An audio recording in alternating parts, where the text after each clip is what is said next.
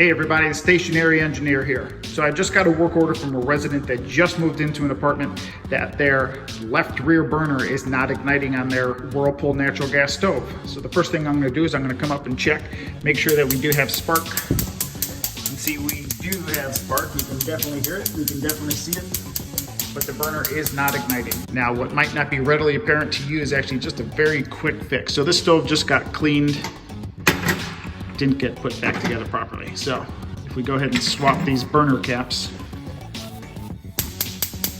you can see we now have ignition. Simply a case of the wrong size burner cap on the wrong burners. They were flipped. They look close, but they're not quite the same.